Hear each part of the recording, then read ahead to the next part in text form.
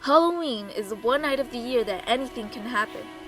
Its traditions began over 2,000 years ago by the pre-Christian Celtic people that lived on what is today's Ireland, United Kingdom, and northern France.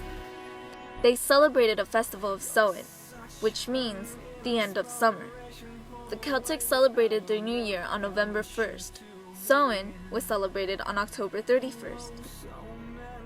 Time between the 2 days was believed to be when the barrier between the living and the dead was at its thinnest. People would sometimes dress in animal skins or dress like a ghost or demon so that they would seem undesirable and a real ghost would not want to possess them. Druids, or Celtic priests, would build sacred bonfires and people would gather around while the priests would tell them their fortunes, claiming to have better fortune-telling powers on the night of the 31st, caused by the spiritual presence. By AD 43, the Romans had conquered most of the Celtic territory. The Romans participated in 2 religious festivals that contribute to today's modern Halloween celebrations, Feralia and Pomona. Feralia is a festival commemorating the passing of the dead, and Pomona is the goddess of fruit and trees. The symbol to represent Pomona is the apple, which may be where today's tradition of apple bobbing comes from. In the 7th century, the Pope wanted to make this unholy holiday good by relating it to the Church. Pope Gregory moved All Saints' Day to coincide with the ancient harvest traditions of the Celts. Over 3 separate days of the Eve of All Saints' Day, along with All Souls' Day, gradually morphed into Halloween.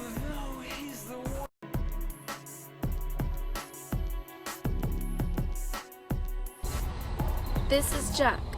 Jack is a very stingy man. One night, he invited the devil to a bar.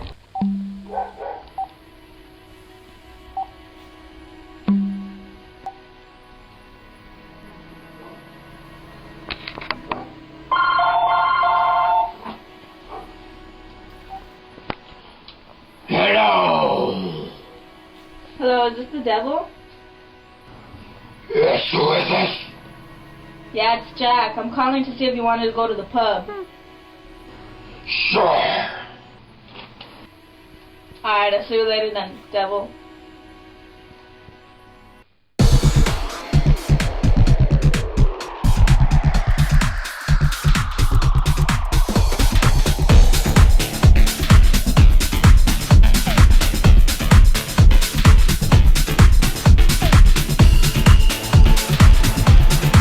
Convinced the devil to turn into a coin so that they could pay for their drinks. Once the devil was a coin, Jack didn't pay for their drinks, but instead put the coin into a box with a silver cross, preventing the devil from transforming back to his original form. Eventually, over time, Jack got bored and freed the devil from the box on 2 conditions. I'll set you free if you promise to leave me alone for the next 10 years. And if I die in those 10 years, promise to not take my soul. One day, Jack dies. Jack tried to go into heaven, but God did not let Jack in because he was such a bad person. Jack tried to go down to hell, but the devil kept his word. I told you when we agreed on the contract I wouldn't let you in here. No, get out. He sent Jack off into the night with only a burning coal to light his way.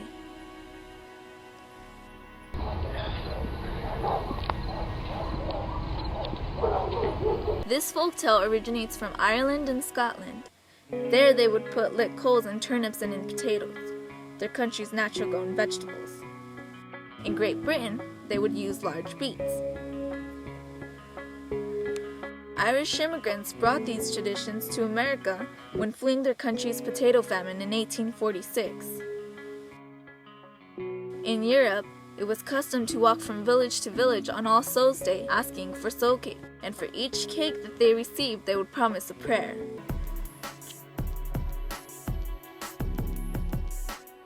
Trick-or-treating came in the late 30s as a way to distract mischievous pranksters that would sometimes wear masks so that they would not be recognized while they vandalized and destroyed property. Parents encouraged them to go door to door asking for candy. People didn't really start dressing up for Halloween until the 1940s. Kids would dress up as ghosts with the traditional homemade costume of a bedsheet over your head.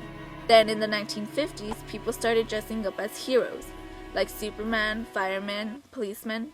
When we entered the 60s, we received the commercialization of costuming. He did the mash.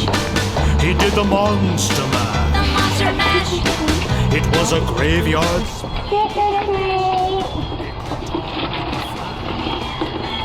Thank you. You're welcome. Today, according to Katie Heron from Mean Girls, Halloween is the one night you can dress like a slut. He did the mash. He did the Monster Mash. The Monster Mash.